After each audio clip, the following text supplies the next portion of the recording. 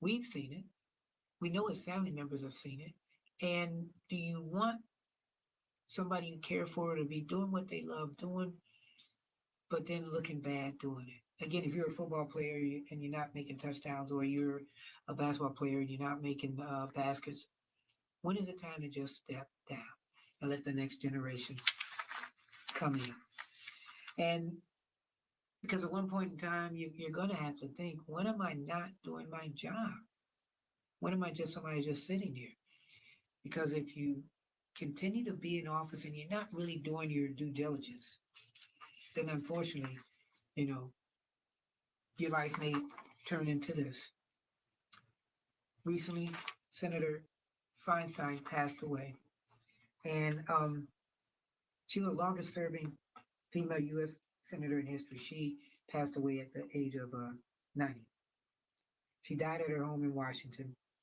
So her death hands California Democratic Governor Gavin Newsom, and unfortunately, life goes on, the power to appoint a lawmaker to serve out the rest of her term, keeping the Democratic majority in the chamber through early January 2025.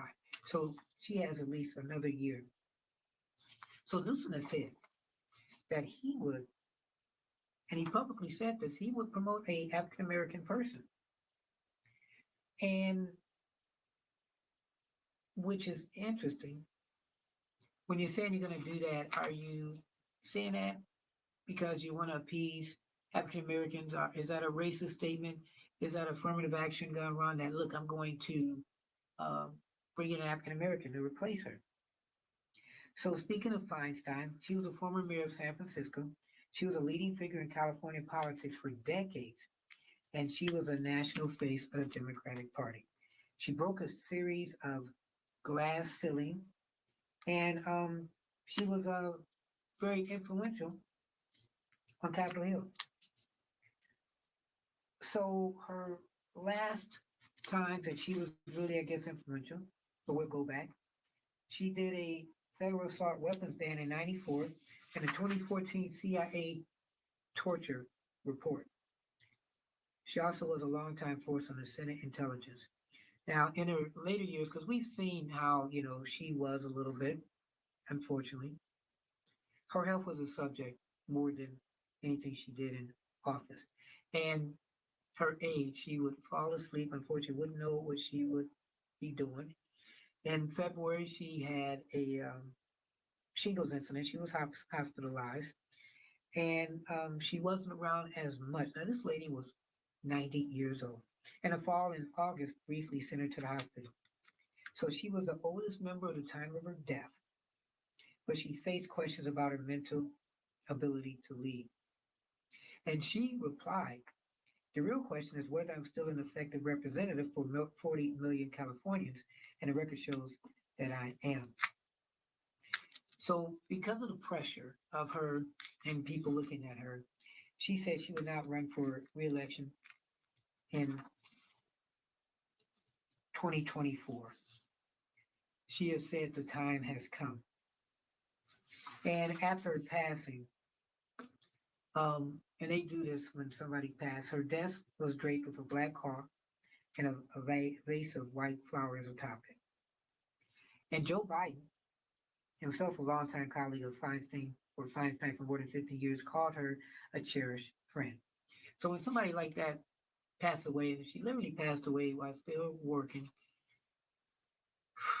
and she was older, like really older, 90 years old, does it look at the morality and mortality of other individuals in office? Mitch McConnell, Joe Biden, when do you want to spend time with your family? And when they finally say, you know what, maybe you should slow up and spend time with us. So the interesting story too about her, I was reading this. So back in 1993, and some of you guys may have heard of the story, as a San Francisco County supervisor, she became the city's mayor in 1978 in the wake of the assassination of Mayor George Moscone and Supervisor Harvey Milk. Now he was the first openly gay politician from California to be elected to office. I've heard about the story, Supervisor Harvey Milk. But the interesting thing about this story, Feinstein really talked about the day when Moscone and Milk were shot, and this happened in City Hall. So Dan White at the time had been a friend of hers. The door to the office opened and he came in, and I said, Dan, I heard the door slam, I heard the shots, I smelled the cordite. So it was Feinstein who announced the double assassination to the public. She was later sworn in as the first female mayor of San Francisco. So her political career, because she was around for over 90 years, she broke the glass ceiling many times. She was the first female chair of the San Francisco Board of Supervisors. She was California's first woman sent to the U.S. Senate. She was the first woman to sit on the Senate Judiciary Committee and the first female chair of the Senate Intelligence Committee. She held the title of ranking member from 2017 to 2021.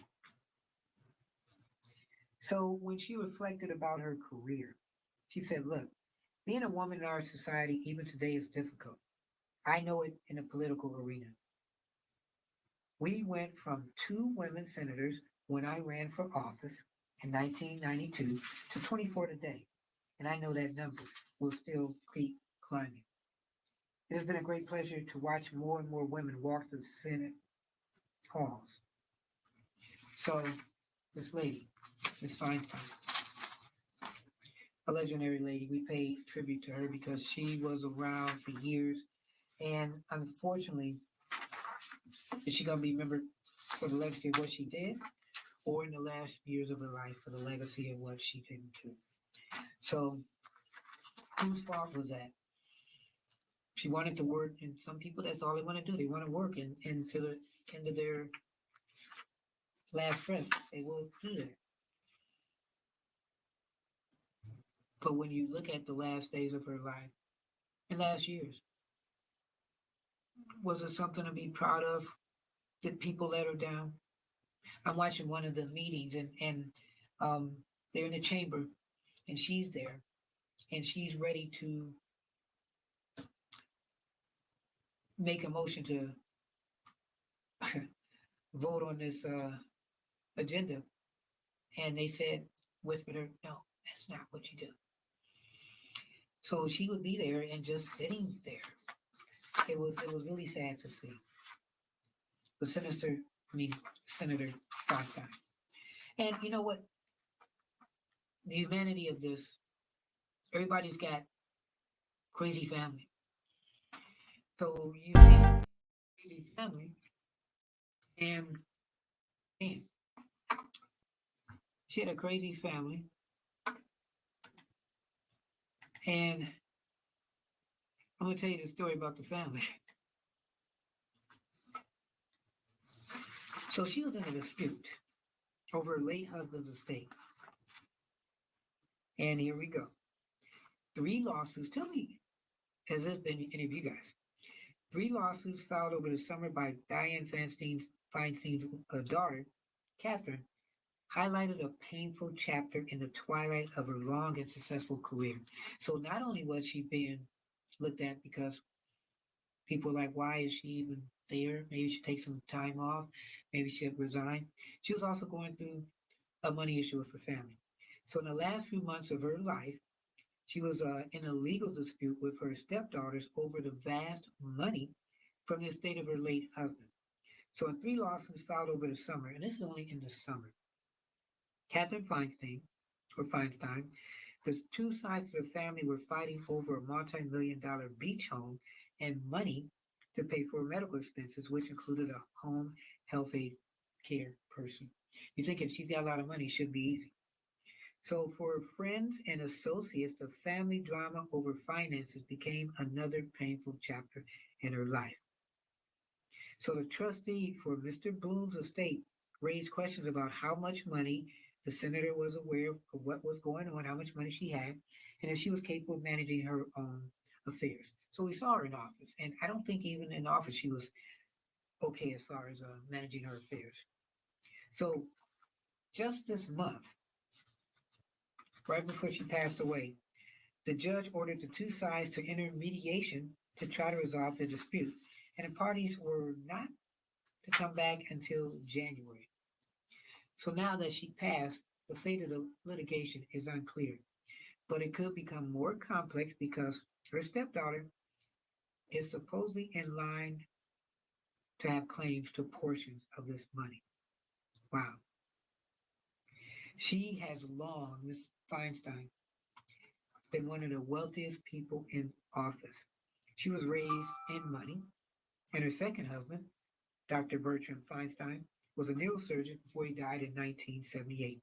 When she entered the Senate, she placed securities in a trust fund that, according to her most recent finances, because it's required for politicians, is valued between $3 million and $25 million.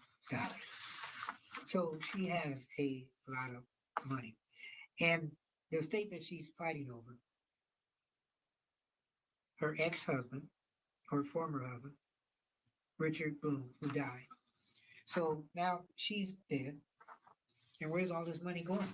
It's going to both supposedly to the person who's fighting to get the money. Hmm. Just a matter of time. Again, oldest United States senator. Well, Senator Dianne Feinstein, she's no longer with us, unfortunately. She was 90. Chuck Grassley is 89. Senator Richard Shelby is 89. Senator Jim Inhofe is 83.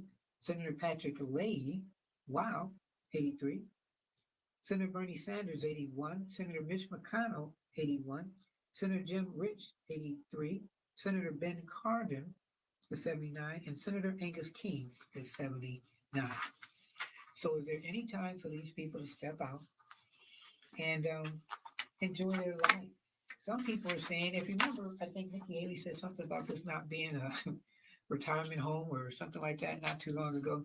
Does she regret that she said that? Hmm. Because you think about that, she wants to be one of new blood coming in. And is she going to apologize now for the statement she made concerning people in office and that they could barely move? Do you feel bad? So where you're at an age and your capabilities are being slow, and maybe not because of age, when you step down, when you have the people that are behind you say, look, you need to step down. Nancy Pelosi is thinking about running again for the Speaker of the House. That much power, you can have a lot of money. But how many people want the power? Wow. We keep it simple, we keep it honest, we keep it